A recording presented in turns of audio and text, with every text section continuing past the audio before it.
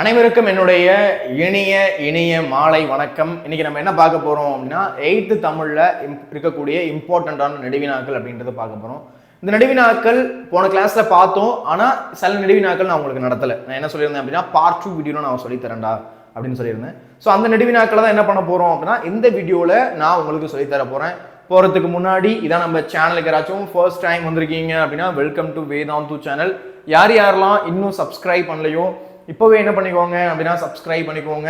யாராச்சும் லைக் பண்ணாமல் பார்த்துட்டு இருந்தீங்க அப்படின்னா எவ்ரிஒன் ஸ்மாஷ் லைக் பட்டன், சரியா? ஸோ லைக் பட்டன் என்ன பண்ணிடுங்க அப்படின்னா ஸ்மாஷ் பண்ணிடுங்க. சப்ஸ்கிரைப் பண்ணாமல் இருந்தீங்கன்னா சப்ஸ்கிரைப் பண்ணிக்கோங்க, சரியா? சரி, ஓகே, கிளாஸுக்குள்ளே போகலாம். ஸோ சின்ன அப்டேட்டு, என்ன அப்டேட் அப்படின்னா நம்முடைய ஜேஇ மெயின்ல நம்முடைய வேதாந்து மாணவர் பார்த்தீங்கன்னா சூப்பர் டூப்பராக பார்த்தீங்கன்னா 99.92% எடுத்திருக்கிறாரு. அது மட்டும் இல்லாமல் நிறைய மாணவர்கள் வருண் ஆதித்யா, பூமிகா, பிரசாந்த் அண்ட் தயசேகர் அண்ட் சுஷாங்க், அங்கித் குமார், மோகித், சுபாஷ், இந்த மாதிரி ஏகப்பட்ட மாணவர்கள் என்ன பண்ணியிருக்கிறாங்க அப்படின்னா நம்முடைய வேதாந்துல சூப்பர் டூப்பரா ஜேஇ மெயின் எக்ஸாமை கிராக் பண்ணியிருக்காங்க. உங்களுக்கு ஆல்ரெடி தெரியும், அதாவது ஐஐடிக்குள்ள நீங்க என்டர் ஆகணும் அப்படின்னா JEE exam very very very very important. அதில் நீங்க கிராக் பண்ணா மட்டும் தான் நீங்க ஐஐடிக்குள்ள என்டர் ஆக முடியும். ஸோ இவங்க எல்லாருமே எங்க போக போறாங்க அப்படின்னா ஐஐடிக்குள்ள என்டர் ஆக போறாங்க. ஓகே ஓகே, கொஞ்சம் லோட் ஆகுது. சரி, ஓகே, அடுத்து பாருங்க.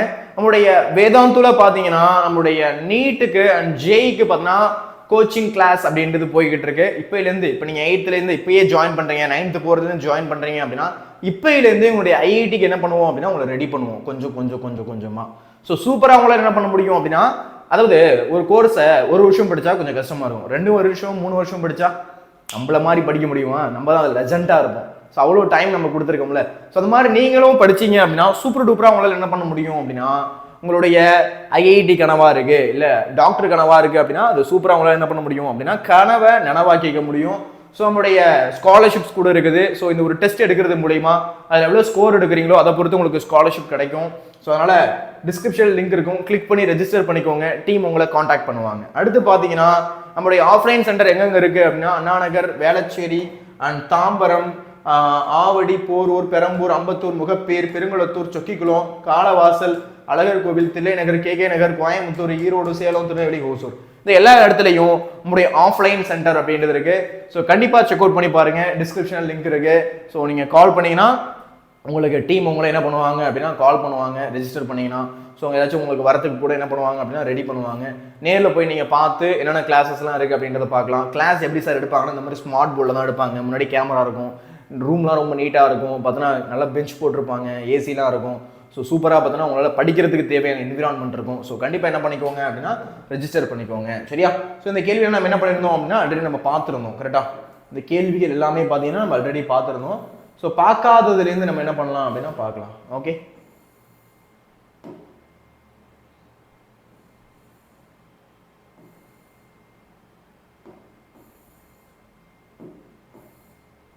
ஓகே,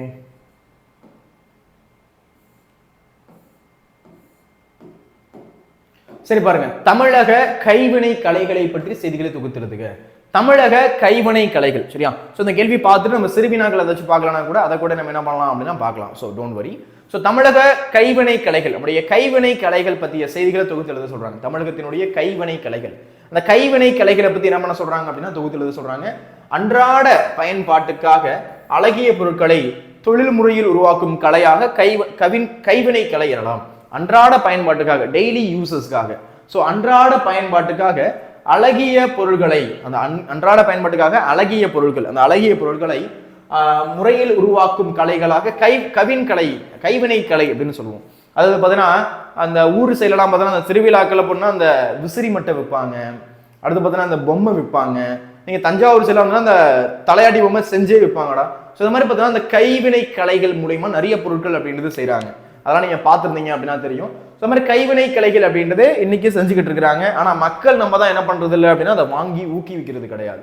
அதை வாங்கி பயன்படுத்தும் போது அவங்களுக்கு ஒரு மோட்டிவேஷனாக இருக்கும். ஓகே, பொருட்கள் எல்லாருமே வாங்குறாங்க அப்படின்னு அவங்களும் யூஸ் பண்ணிப்பாங்க. நம்ம என்ன பண்ணணும் அப்படின்னா அந்த பொருட்களை கொஞ்சம் வாங்கணும், அவங்களுக்கு பயன்படுத்துறதுக்கு ரொம்ப யூஸ்ஃபுல்லாக இருக்கும் அப்படின்னு சொல்கிறாங்க. ஓகே, மண்பாண்டம் செய்தல், அதாவது பார்த்தீங்கன்னா அந்த பானையில் மண்பாண்டம் அதில் என்ன பண்ணுறாங்க செய்கிறாங்க பார்த்தீங்கன்னா குளங்கள், ஆற்றங்கரை, வயல்வெளிகள் ஆகிய இடங்களில் கிடைக்கும் களிமண்ணை பயன்படுத்தி மண் பாண்டங்கள் செய்யப்படுகின்றன. இப்பாண்டங்கள் சமையல் செய்வதற்கும் தண்ணீர் வைப்பதற்கும் பயன்படுகின்றன. யாரெல்லாம் வந்து மண் பாண்டங்கள் பார்த்துருக்கீங்க? பாட் தெரியுமா? ஸோ அந்த மண் பாண்டங்கள் பார்த்தோன்னா அதில் தண்ணி ஊற்றி வைப்பாங்க, நல்லா கூலிங்காக இருக்கும், ஜிலுப்பு குறையவே குறையாது. அதே பார்த்தீங்கன்னா சமைக்கிறதுக்கு அதை யூஸ் பண்ணிப்பாங்க. இது எப்படி சார் செய்கிறாங்க அப்படின்னா களிமண், சரியா? ஸோ ஆற்றுக்கு பக்கத்தில் குளத்துக்கு பக்கத்தில் இருக்கக்கூடிய களிமண் என்ன பண்ணுவாங்க அப்படின்னா அதை எடுத்துகிட்டு வருவாங்க. எடுத்துகிட்டு வந்து அதை என்ன பண்ணுவாங்க அப்படின்னா அந்த ரோத மாதிரி சுற்றிக்கிட்டே இருக்கும், அந்த சக்கரை மாதிரி சுற்றிக்கிட்டே இருக்கும். அதில் வச்சு என்ன பண்ணுவாங்க அப்படின்னா ஒரு பானை அப்படின்றது மேக் பண்ணுவாங்க. குளங்கள், ஆற்றங்கரை, வயல்வெளிகள் ஆகிய இடங்களில் கிடக்கும் களிமண்ணை பயன்படுத்தி, அந்த களிமண்ணை பயன்படுத்தி என்ன பண்ணுவாங்க? மண் பாண்டங்கள் செய்யப்படுகின்றன. மண்பாண்டம் அப்படின்றது செய்வாங்க. பாண்டங்கள் சமையல் செய்வதற்கும் தண்ணீர் வைப்பதற்கும் பயன்படுத்தப்படுகிறது. இந்த பாண்டங்கள் அப்படின்றது சமையல் செய்வதற்கும் தண்ணீர் வைக்கிறதுக்கும், சமையல் செய்யறதுக்கும் தண்ணி வைக்கிறதுக்கும் ரொம்பவே யூஸ்ஃபுல்லா இருக்குது. எது? இந்த மண்பாண்டங்கள் அப்படின்னு சொல்றாங்க, சரியா? ஸோ தமிழக கைவினை கலைகள் பற்றிய செய்திகளை தொகுதிகளுக்கு முன்னுரை. அன்றாட பயன்பாட்டுக்காக அழகிய பொருட்களை தொழில் முறையில் உருவாக்கும் கலையாக கைவினை கலை அப்படின்னு சொல்றாங்க. அதில் பார்த்தீங்க அப்படின்னா மண்பாண்டம் செய்யறாங்க. குளங்கள், ஆற்றங்கரை, வயல்வெளிகள் இருக்கக்கூடிய இடங்கள்ல, ஆறு, வயல், குளங்கள் இருக்கக்கூடிய களிமண்ணை எடுத்துட்டு வராங்க. அதை பயன்படுத்தி மண்பாண்டங்கள் செய்யப்படுது. இந்த பாண்டங்கள் சமையல் செய்வதற்கும் தண்ணீர் வைக்கிறதுக்கும், சமையல் செய்யறதுக்கும் தண்ணீர் ஊற்றி வைக்கிறதுக்கும் ரொம்பவே பயன்படுத்தப்படுது. சுடுமண் சிற்பங்கள் மண் பாண்டங்களை போன்றே களிமண்ணால் செய்யப்பட்டு சூளையில் சுட்டு எரிக்கப்படுபவை சுடுமண் சிற்பங்கள். மண் பாண்டங்களை போன்றே, அந்த மண்பாண்டங்கள் மாறியே களிமண்ணால செய்யப்பட்டு, எதனால செய்யப்பட்டு? களிமண். மண்பாண்டங்கள் மாதிரியே களிமண்ணால செய்யப்பட்டு சூளைன்னு என்ன பண்ணுவாங்க அப்படின்னா, நான் தெரியும்டா எல்லாம் சார் எதை எடுத்தாலும் தெரியும், எல்லாமே கிராமத்துல நடந்திருக்குடா, எல்லாமே கிராமத்துல நடந்திருக்கு. ஸோ என்ன பண்ணுவாங்க அப்படின்னா அந்த சூளையில போயிட்டு அந்த கல்லில் என்ன பண்ணுவாங்கன்னா அந்த அடுக்குவாங்க. அதாவது களிமண்ணால் உருவாக்கப்பட்ட அந்த கற்களை என்ன பண்ணுவாங்கன்னா அடுக்குவாங்க. அடுக்கி என்ன பண்ணுவாங்க அப்படின்னா அது எரிப்பாங்க. அடுக்கி என்ன பண்ணுவாங்க? அதை எரிப்பாங்க. ஒரே நிமிஷம்.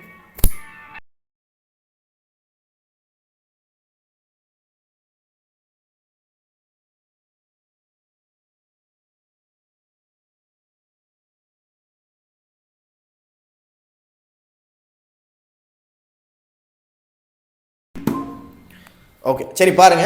அப்ப மண்பாண்டங்களை போன்றே களிமண்ணால் செய்யப்பட்ட சூளையில, சரியா? களிமண்ணால செய்யப்பட்ட சூளையில சுட்டி எடுக்கப்பட்டவை சுடுமண் சிற்பங்கள். சுட்டு எடுப்பாங்க. என்ன பண்ணுவாங்க? சுட்டி எடுப்பாங்க. இந்த மாதிரி சுட்டி எடுக்கிறது என்ன சொல்றாங்க அப்படின்னா சுடுமண் சிற்பங்கள்னு சொல்றாங்க. இதுல பார்த்தோன்னா விலங்குகள், பறவைகள், பொம்மைகள், அலங்கார வடிவங்கள் என பல வகையான சிற்பங்கள் செய்யப்படுகின்றன. இதுல பார்த்தோன்னா விலங்கு பொம்மை, ஒரு விலங்கு பொம்மை செய்யறது, அடுத்து பறவை செய்யறது, அடுத்து பொம்மை செய்யறது, அலங்கார வடிவங்கள் என இந்த மாதிரி பல வகையான சிற்பங்கள் அப்படின்றது பார்த்தீங்கன்னா செய்யப்படுது. இதுல பல வகையான சிற்பங்கள் பார்த்தீங்கன்னா செய்யப்படுது அப்படின்னு சொல்றாங்க. இதுல பல வகையான சிற்பங்கள் அப்படின்றது என்ன பண்றாங்க? செய்யறாங்க அப்படின்னு சொல்றாங்க. ஓகே, ஸோ அடுத்து பாருங்க மூங்கில் கலை. மூங்கில வச்சு என்ன பண்றாங்க அப்படின்னா மட்டைக்கூட்டை, தட்டுக்கூடை, அடுத்து கொட்டுக்கூடை, முறம் செய்யறது, ஏணி செய்யறது. மூங்கில வச்சு ஏணி செய்வாங்கடா. ஏணி எங்க வீட்டுல மரத்தாலான அந்த மூங்கிலான ஏணி இருக்கு, அப்புறம் முறம் இருக்கு, மட்டைக்கூடை கூட வச்சிருக்காங்க எங்க வீட்டுல, நான் பார்த்திருக்கேன். தட்டுக்கூடை பெருசா இல்ல, கொட்டுக்கூடை, சதுர தட்டி அடிக்கிறது, கூரை தட்டி, தெரு கூட்டும் தொடப்பம், தெரு வந்து கூட்டக்கூடிய அந்த தொடப்பம், மாடுகளுக்கான மூஞ்சி பெட்டி. மாடுகள் வந்து இந்த கண்ணுக்குட்டி எல்லாம் பார்த்தா எங்கேயாச்சும் போய் என்ன பண்ணுவோம் அப்படின்னா மூக்கு கொண்டு போய் விட்டுரும், அதாவது ஏதாச்சும் மண்ணை போய் சாப்பிடும். அதனால என்ன பண்ணுவாங்கன்னா மாட்டுக்கு வந்து அந்த கண்ணுக்குட்டிக்கு இந்த மாதிரி மூக்கில் ஒன்று போடுவாங்க, அது வெளில போய் சாப்பிடக்கூடாதுன்னு. அது எப்போ பால் குடிக்குதோ சாப்பாடு வைக்கிறாங்களோ அப்போ மட்டும் அவுத்து விடுவாங்க, அப்புறம் போட்டு விட்டுருவாங்க. எங்கள் வீட்டில் மாடு இருந்துச்சு. இப்போ மூஞ்சி புட்டி, பழக்கூடை, பூக்கூடை, பூத்தட்டு, கட்டில், புல்லாங்குழல், புட்டுக்குழாய், பார்த்தோன்னா புட்டு இருக்குல்ல, புட்டு வேக வைப்பாங்களோ அது செய்வாங்க. அடுத்து கால்நடைகளுக்கு மருந்து புகட்டும் குழாய் என பல பொருட்கள் செய்யப்படுகின்றன. இந்த மாதிரி பல பொருட்கள் அப்படின்றது என்ன பண்றாங்க அப்படின்னா இதுல செய்யறாங்க. அடுத்து பாய் நிறையவே என்ன பண்ணுவாங்க அப்படின்னா உருவாக்குவாங்க. கோரப்புல்லை பயன்படுத்தி பந்திப்பா, கோரப்புல்லை பயன்படுத்தி என்ன பண்ணுவாங்க அப்படின்னா பாய் செய்வாங்கடா. எங்க வீடெல்லாம் பார்த்தீங்கன்னா நார்மல் பாய் இருக்கு, இங்கே 2 பாய் இருக்கு. கோரப்பா, தடுக்குப்பா, தின்னப்பான்றது ஒரு நீட்டா இருக்கும், சின்னதா இருக்கும். அடுத்து பட்டுப்பா, அடுத்து தொழுகைப்பா, இந்த மாதிரி பல வகையான பாய்கள் செய்யப்படுகின்றன.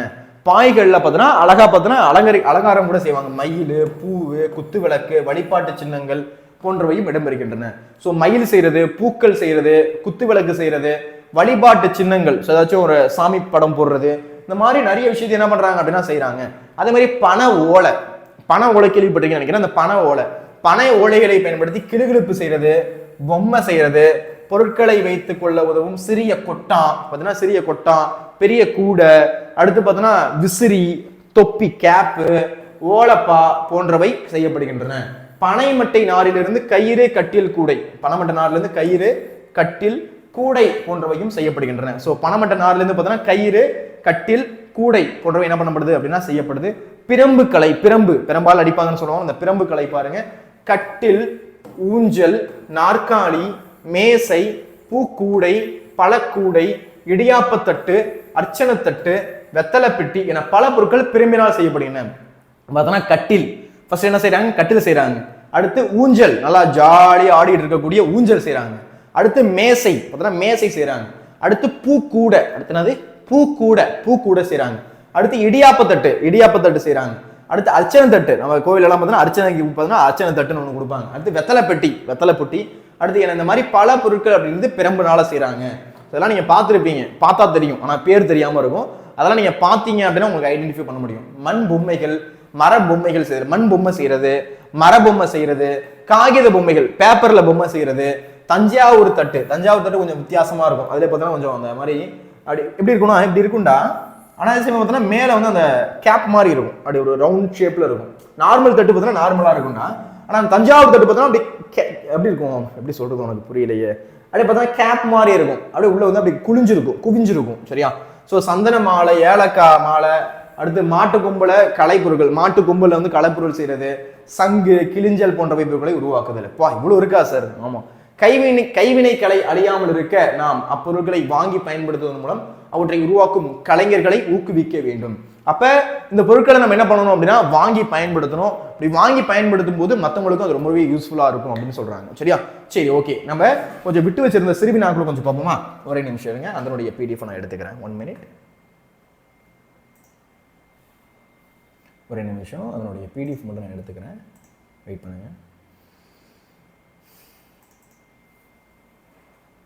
இதில் கொஞ்சம் நடத்தாமல் வச்சுருந்தேன்டா, அதை கொஞ்சம் நடத்தி விட்டுருவா.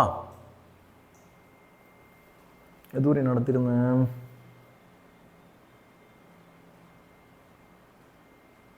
எழுத்துக்களுடைய பிறப்பு சொல்லி கொடுத்துட்டேன். ஏட்டில் எழுதிய பழங்கதையாக முடிந்தவை.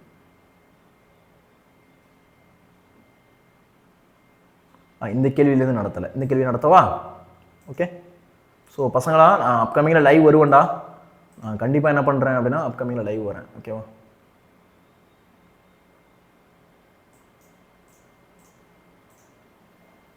ஸோ சிறுவினால கொஞ்சம் பார்ப்போம். ஸோ நெடுவினா கொஞ்சம் தாண்டா இருக்கு, நம்ம பேலன்ஸ் இருக்கிறது என்ன பண்ணலாம் அப்படின்னா கம்ப்ளீட் பண்ணிடலாம். ஓகேவா? ஸோ கவலைப்படாதீங்க, அது நான் என்ன பண்ணுறேன் அப்படின்னா நான் முடிச்சு கொடுக்குறேன். ஓகேவா? எழுத்துக்களுடைய பிறப்பு சொல்லி கொடுத்துட்டேன். மெய்யெழுத்துக்கள் எவ்வாறு இடமாக கொண்டு பிறக்குதுன்னு சொல்லி கொடுத்துட்டேன். அடுத்து லகர முயற்சி பிறப்பு சொல்லி கொடுத்துட்டேன். ஏட்டில் எழுதியது பழங்கதையாக முடிந்தவை எவை, அது சொல்லிக் கொடுக்கணும். நோய் பெருக காரணம் என்ன, அது சொல்லிக் கொடுக்கணும். அடுத்து வந்தீங்கன்னா நமக்கு இருக்க வேண்டிய பண்புகளாக அது அந்த கொஸ்டின் சொல்லிக் கொடுக்கணும். இந்த மாதிரி சில கொஸ்டின்ஸ் இருக்கு, அதை நான் என்ன பண்றேன் அப்படின்னா நான் சொல்லித்தரேன். ஏட்டில் எழுதியது பழங்கதையாக முடிந்தவை எவை, ஏட்டில் எழுதுனது பழங்கதையாக முடிந்தது எது அப்படின்னு கேட்கிறேன். ஒரு நிமிஷம். நம்ம ஒன்று கிளிக் பண்ணால் அது ஒன்று போகுது பார்த்தியா, அடிச்சு மண்டே பிறக்கணும். என்னடா கேம் அது?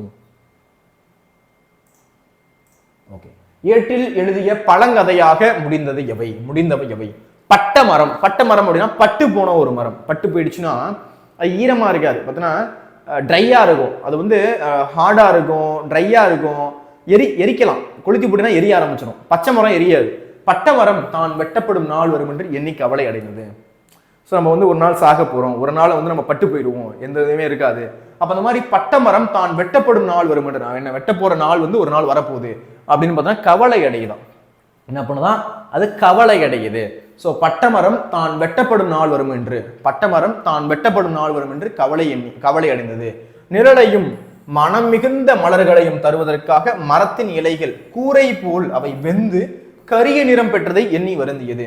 நிழல் அப்படின்னா அதனுடைய நிழலா இருக்கக்கூடிய போது, நிழலையும் மனமிகுந்த மலர்களையும் தருவதற்காக மரத்தினுடைய இலைகள், அந்த மரம் இருக்கு அப்படின்னா அந்த மரத்தினுடைய இலைகள் கூரை போல, அப்படி கூரைனா அப்படி கூரை போல அவை வெந்து கரிய நிறம் பெற்றதை எண்ணி வருந்தியது. நம்ம வந்து அப்படியே கரிய நிறமாக போறோம், நம்மள வெந்து அதை வந்து நம்ம கொளுத்தி போட்டுருவாங்க. நம்ம வந்து பட்டமரம் ஆயிட்டானா கொண்டு போய் அடுப்பு எரிச்சிருவாங்க. அப்படி எரிக்கும் போது நம்ம வெந்து பார்த்தோன்னா அப்படியே கரியா போயிடுவோம். ஸோ நிலையும் மனமிகுந்த மலர்களையும் தருவதற்காக மரத்தின் இலைகள் கூரை போல அவை வெந்து கரிய நிறம் பெற்றது எண்ணி வருந்தியது. நம்ம இவ்வளவு கஷ்டப்படுறோமே அப்படின்னு ஃபீல் பண்ணுவான். மரம் என்னும் பெயர் மாறி கட்டை என்னும் பெயரை பெற்றது. உண்மைதானடா? நம்ம இறந்துட்டா கூட என்ன பண்ணுவாங்க, பேர் சொல்லியா கூப்பிடுவாங்க, பாடி எப்போ தூக்குறீங்க, பாடி எப்போ வருது அப்படின்னு தான் பேசுவாங்க. பேர் மறைஞ்சு போயிடும். என்ன மறைஞ்சு போயிடும்? பேரு மறைஞ்சு போயிடும். சரியா? அதன் உடையாகிய பட்டை கிழிந்ததால் அழகு முழுவதும் இழந்தது. அதன் உடையாகிய பட்டை, அந்த பட்டை கிழிஞ்சு போயிருந்ததுனால அதனுடைய அழகு முழுவதும் இழந்துடுச்சு. அதனுடைய அழகு முழுசா போயிடுச்சு. அதனுடைய அழகு முழுசா போயிடுச்சு. ஸோ அதன் உடையாகிய பட்டை கிழிந்ததால், உடையா இருக்கக்கூடிய பட்டை கிழிஞ்சதுனால அதனுடைய அழகு முழுமையா பார்த்தோன்னா இழந்து போயிடுச்சு. சிறுவர்கள் அமர்ந்து குதிரை ஓட்டி விளையாடியது என்பன எல்லாம் ஏட்டில் எழுதிய பழங்கதையாக முடிந்து விட்டன. சிறுவர்கள், சின்ன சின்ன பசங்க ஏறி உட்காந்து என்ன பண்றாங்க அப்படின்னா குதிரை ஓட்டி விளையாடினாங்க. சின்ன சின்ன பசங்க என்ன பண்ணாங்க, அது மேலே ஏறி உட்காந்து விளையாடினாங்க. அப்ப குதிரை ஓட்டி விளையாடியது என்பன எல்லாம் ஏட்டில் எழுதியதாக பழங்கதையாக மாறிவிட்டது. இன்னும் கொஞ்ச நாள் போனுச்சுன்னா நீங்க எல்லாம் மரம் ஏறி விளையாடுவீங்களானே தெரியல. இப்பயே பாதி பேர் விளையாண்டுருக்க மாட்டீங்க. இப்பவே பாதி பேர் மரத்துல ஏறி விளையாண்டுருக்க மாட்டீங்க. யாரையெல்லாம் மரம் ஏறி விளையாண்டுருக்கீங்க? அதுக்கு மரம் ஏறுங்கன்னு சொல்லல, மரம் ஏறி இருக்க மாட்டீங்க அவ்வளவு பேர். ஸோ அதெல்லாம் வந்து மறைஞ்சிருக்கும். ஸோ நோய்கள் பெருக காரணம் என்ன? ஏன்பா நோய் பெருகுது? நிறைய காரணம் இருக்கு. நமக்கு கரெக்டான சாப்பாடு கிடையாது, நல்ல ஹைஜீனிக்கான ஃபுட்டு கிடையாது, ஏகப்பட்டது இருக்கு. அப்ப மனிதன் இயற்கையை விட்டு விலகி வாழ்ந்ததான் முதன்மையான காரணம். மனுஷன் பார்த்தா இயற்கையை விட்டு விலகி போயிட்டான். இயற்கை இங்க இருக்குன்னா அங்க போயிட்டான். ஸோ சம்மந்தம் இல்லாத ஃபுட்டு, பழக்க வழக்கங்கள், எக்ஸசைஸ் கிடையாது, எல்லாம் சேர்ந்து. ஸோ மாறி போன உணவு, மாசு, சுற்றுச்சூழல், மன அழுத்தம், இவை மூன்றும் குறிப்பிடத்தக்க காரணங்கள். ஸோ சுற்றுச்சூழல் சரியா இல்லை, சாப்பாடு சரியில்லை, இதெல்லாமே முக்கிய காரணம். தன் உணவுக்காக வேறு எதை பற்றியும் கவலை கொள்ளாமல் நிலத்தை உரங்களாலும் பூச்சிக்கொல்லிகளாலும் நச்சுப்படுத்தலாம் என்ற அலட்சியமான எண்ணம். அதாவது தன்னுடைய உணவுக்கான வேறு, தன்னுடைய சாப்பாடு தவிர வேற எதை பத்தி அவன் கவலைப்படலை. ஸோ நிலத்தை உரங்கள், அதாவது பார்த்தீங்கன்னா பூச்சிக்கொல்லிகள், உரங்கள் அப்படின்னா தேவையில்லாத ஃபெர்டிலைசர்ஸ் அதை போடுறது. அவன் பார்த்தீங்கன்னா பூச்சிக்கொல்லியை நச்சுப்படுத்தலாம் அப்படின்னு அலட்சிய எண்ணம். பார்த்துக்கலாம், எதுவும் வந்தாலும் பார்த்துக்கலாம் அப்படின்னு எண்ணம். ஸோ மன அழுத்தம், பார்த்தீங்கன்னா அவனுக்கு மன அழுத்தம், எது கேளிக்கை, எது குதூகலம், எது படிப்பு என்ற சிந்தனை என்ற புரிதல் எல்லாமே ஆகியவற்றை கூடுதல் காரணங்களாக சொல்லலாம். தன் உணவுக்காக வேறு எதை பற்றியும் கவலை கொள்ளாமல் நிலத்தை உரங்களாலும் பூச்சிக்கொள்ளாலும் நச்சுப்படுத்தலாம் என்ற அதே தான் ரிப்பீட் ஆகுது. ஓகேவா? ஸோ நம்முடைய வாழ்வியலை செவிப்படுத்துவதற்கான நம்ம அறிவை மேம்பட்ட அறிவை வளர்த்தோம், ஆனால் நுண்ணறிவை தொலைத்து விட்டோம். நம்ம வாழ்க்கை அடுத்தடுத்து அப்டேட் ஆகிட்டு இருக்கு, ஆனா நம்முடைய நுண்ணறிவு இல்லை. நமக்கு என்ன இல்லை, நம்முடைய நுண்ணறிவு கரெக்டா இல்லை. நம்ம என்ன பண்ணணும், ஏது பண்ணணும், அதெல்லாம் கரெக்டா இல்லை. ஸோ நம்முடைய நுண்ணறிவு அப்படின்றது அப்படியே போயிடுச்சு. நம்முடைய நுண்ணறிவு அப்படின்றது அப்படியே போயிடுச்சு. ஸோ இயற்கையோடு ஏய்ந்து வாழலாம் என்கிற அறிவை நாம் மறந்து விட்டோம். இயற்கையோடு ஏய்ந்து வாழலாம் அப்படின்ற அறிவு நம்ம கிட்ட போயிடுச்சு. இதுவே இன்றைக்கு பல நோய்கள் பெருக காரணம். இதுதான் பார்த்தோன்னா இன்னைக்கு பல நோய்கள் பெறுவதற்கு முக்கியமான காரணம். இதுதான் பல நோய்கள் பெறுவதற்கு முக்கியமான காரணம். நமக்கு இருக்க வேண்டிய பண்புகளாக நல்லந்துவனார் கூறும் விளக்கங்களை தொகுத்தெழுதுக. நமக்கு இருக்க வேண்டிய நல்ல பண்பு, நமக்கு என்னப்பா நல்ல பண்பு இருக்கணும்? நல்லவனா இருக்கணும், பொய் பேசக்கூடாது, திருடக்கூடாது, ஏமாற்றக்கூடாது, மற்றவங்க மனசை கஷ்டப்படுத்தக்கூடாது. இது எல்லாமே இருக்கு. இதெல்லாமே ரொம்ப ரொம்ப முக்கியமான பண்புகள். உண்மையா இல்லையா? இதெல்லாம் நல்ல பண்புகளா இல்லையா? ரொம்ப ரொம்ப முக்கியமான பண்பு. இதெல்லாம் கண்டிப்பா இருக்கணும். சரியா? சோ இல்வாழ்வு என்பது ஏழைகளுக்கு உதவி செய்தல். இல்வாழ்க்கை அப்படின்றது ஏழைகளுக்கு உதவி செய்யணும். நம்மளால முடிஞ்ச அளவுக்கு மற்றவங்களுக்கு உதவி செய்யணும், மற்றவங்களுக்கு ஹெல்ப் பண்ணணும். அடுத்து பாதுகாத்தல் என்பது சான்றோர் காட்டிய வாழ்வில் நடத்தல். பாதுகாக்கிறது அப்படின்றது சான்றோர் காட்டிய, இப்படிதான் வாழணும்னா இப்படிதான் வாழணும், பொய் பேசக்கூடாதுன்னா பொய் பேசக்கூடாது, திருடக்கூடாதுன்னா திருடக்கூடாது, ஏமாத்தக்கூடாதுன்னா ஏமாத்தக்கூடாது. ஸோ நம்ம என்ன பண்ணணும், நம்முடைய சான்றோர் காட்டிய வழியில நம்ம வாழணும். ஸோ பாதுகாத்தல் என்பது சான்றோர் காட்டிய வழியில் நடத்தல். அன்பு என்பது உறவினர்களோடு வெறுப்பின்றி வாழ்தல். அன்பு அப்படின்றது உறவினர்களோட வெறுப்பு இல்லாம வாழணும். அன்பு என்பது உறவினர்களோடு வெறுப்பின்றி வாழ்தல். அன்பு என்பது உறவினர்களோடு வெறுப்பின்றி வாழ்தல். அன்பு அப்படின்றது உறவினரோடு எப்படி இருக்கணுமா, வெறுப்பு இல்லாம வாழணும். அன்பு என்பது உறவினர்களோடு வெறுப்பின்றி வாழ்தல். நமக்கு இருக்க வேண்டிய பண்பு நலன்களாக நல்லந்தோனார் கூறக்கூடிய விளக்கங்களை தொகுத்தெழுதுக. நமக்கு இருக்க வேண்டிய பண்பு நலன்கள் எது எது அப்படின்றது நல்லந்தோனார் கூறக்கூடிய விளக்கங்களை தொகுத்தெழுதுக. இல்வாழ்வு என்பது ஏழைகளுக்கு உதவி செய்தல். இல்வாழ்க்கை அப்படின்றது ஏழைகளுக்கு உதவி செய்யறது. பாதுகாத்தல் என்பது சான்றோர் காட்டிய வழியில் நடத்தல். பாதுகாப்பு அப்படின்றது சான்றோர் காட்டிய வழியில் நடக்கிறது. அன்பு என்பது உறவினர்களோடு வெறுப்பின்றி வாழ்தல். அன்பு அப்படின்றது உறவினர்களோடு வெறுப்பின்றி இருக்கிறது, வெறுப்பு இல்லாம இருக்கணும். சரியா? சோ அறிவு என்பது அறிவற்றவர்கள் கூறும் செய்திகளை பொறுத்தல். அறிவு அப்படின்றது அறிவற்றவங்க நிறைய பேசுவாங்க, அதை நம்ம என்ன பண்ணணும், பொறுத்துக்கணும். அப்ப அறிவு என்பது அறிவற்றவர்கள் கூறும் செய்திகளை, சொற்களை பொறுத்தல். செறிவு என்பது முன் சொன்ன வாக்கை மறுக்காமல் காப்பாற்றுதல். செறிவு அப்படின்றது முன்னாடி சொன்ன வாக்கை நம்ம காப்பாற்றணும். செறிவு என்பது முன் சொன்ன வாக்கை மறுக்காமல் காப்பாற்றுதல். நிறை என்பது மறைபொருளை அழியாமல் காத்தல். நிறை என்பது மறைபொருளை அழியாமல் காக்கணும். நம்முடைய மறைபொருளை என்ன பண்ணணுமா, அழியாமல் காக்கணும். முறை என்பது குற்றம் செய்தவருக்கு உரிய தண்டனை வழங்குதல். முறை என்பது குற்றம் செஞ்சாங்க அப்படின்னா அவங்களுக்கு உரிய தண்டனை வழங்கணும். அப்ப முறை என்பது குற்றம் செய்தவருக்கு உரிய தண்டனை வழங்குதல் என்பது நம்முடைய தம்மை இகழ்பவரையும் பொறுத்தல். அதாவது வந்து பார்த்தீங்கன்னா அடுத்து பொறை அப்படின்றது நம்ம இகழ்புவாங்க, நம்மளை வந்து கஷ்டப்படுத்துறாங்க அப்படின்னா அதை பொறுத்துக்கணும். இத்தகைய பண்புகளை பின்பற்றி வாழ வேண்டும் என்று கலித்து குறிப்பிடுகிறது. இந்த மாதிரி இருக்கக்கூடிய பண்புகளை பின்பற்றி வாழணும் அப்படின்னு கலித்தொகை குறிப்பிடுது. நம்ம இருக்கக்கூடிய பண்புகளை பின்பற்றி வாழ வேண்டும் என்று கலித்தொகை குறிப்பிடுகிறது அப்படின்னு சொல்றாங்க. சரியா? ஸோ பேலன்ஸ் இருக்கக்கூடிய கொஸ்டின்ஸ் நான் ஒரு நாள் லைவ்ல வந்து உங்களுக்கு நடத்துறேன். நம்மளுடைய வாட்ஸ்அப் சேனல் இருக்கு, யாராச்சும் ஜாயின் பண்ணணும் அப்படின்னா ஜாயின் பண்ணிக்கோங்க. இந்த வீடியோ உங்களுக்கு பிடிச்சிருக்கு அப்படின்னா ஒரு லைக் போடுங்க, உங்க ஃப்ரெண்ட்ஸுக்கு இந்த வீடியோ கண்டிப்பாக ஷேர் பண்ணுங்க. இது போன்ற யூஸ்ஃபுல்லான வீடியோஸ்க்கு நம்ம சேனலை ஃபாலோ பண்ணி சப்ஸ்கிரைப் பண்ணுங்க. நன்றி, வணக்கம். இதே மாதிரி அடுத்த ஒரு வகுப்புல சந்திக்கலாம். Bye bye bye பைடா.